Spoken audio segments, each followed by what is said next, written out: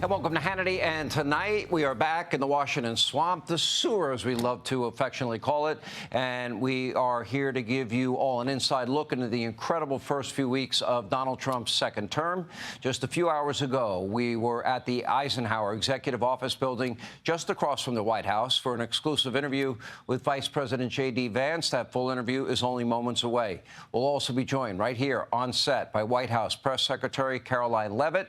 We'll get our Hannity White House briefing, and the U.S. Attorney General Pam Bondi. We'll talk about Epstein. We'll talk about a lot more. But first, breaking tonight, the United States is pausing all military aid to Ukraine until the country makes a commitment to good faith peace negotiations. This after the Ukrainian President Zelenskyy proclaimed that peace is, quote, still very, very far away. Now, keep in mind that Zelenskyy has already been given many, many opportunities to team up with the U.S. on a peace deal. And according to my numerous sources, Zelenskyy is now asking to come back to the White House, and he would now finally sign off on what he should have signed off on last week, and that is the rare earth minerals agreement that would bind our two countries together. But it's not going to happen when the president of Ukraine seems to want war in perpetuity, a war without the U.S. and without European money he could never even fight. Anyway, on Truth Social, President Trump called Zelenskyy's recent comments, quote, the worst statement that could have been made, and America will not put up with this much longer. This guy doesn't want there to be peace as long as he has America's backing. Don't forget, the rare earth mineral deal, that would be just phase one of President Trump's peace plan. The deal would put U.S. business interests on the ground in Ukraine, which itself would provide a significant deterrent to Vladimir Putin.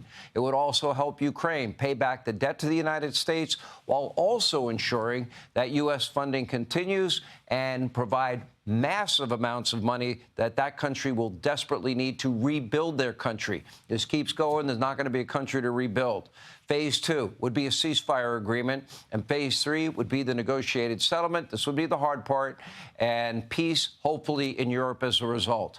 Zelenskyy can't even bring himself to sign off on phase one.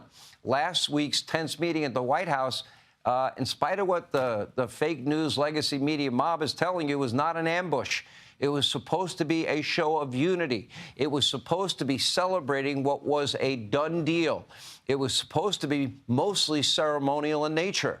In fact, it was the third time Zelenskyy was supposed to sign off on that very same deal before trying to relitigate the agreement in the Oval Office at the last minute.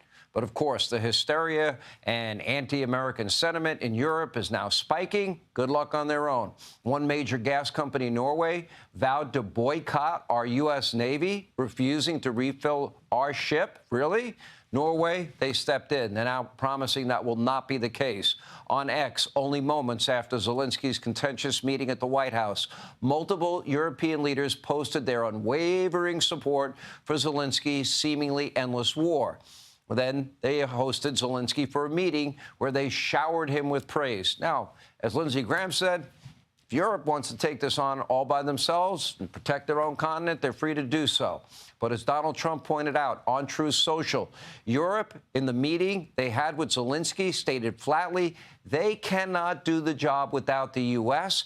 Probably not a great statement to have been made in terms of a show of strength against Russia.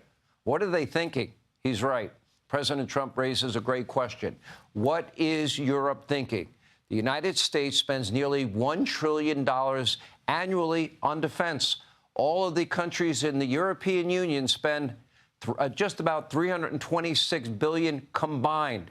When it comes to funding Ukraine, the same disparity continues. The U.S. has been carrying far more of the financial burden than Ukraine's actual neighbors on their continent. And to top it off, Europe is actually sending more money to Russia, buying oil and gas than aid to Ukraine. In fact, the EU bought a whopping $22 billion in fossil fuels from Russia in 2024 alone.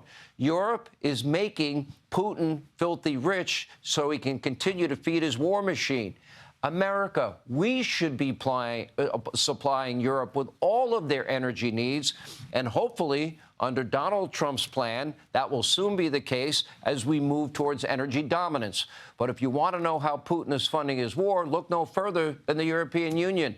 Now, remember, Trump gave Angela Merkel that white flag of surrender after Germany did that multi-billion-dollar energy deal with Putin. So if Europe wants this war to continue with no end in sight, well, they're going to end up being on their own, and it's not going to end very well. And I'd like to see the killing stop. I'd like to see the destruction stop. And I'd like to see at least the rebuild of a country before it's too late. But as President Trump stands ready and willing to make a deal, earlier tonight, I asked Vice President J.D. Vance about this and so much more.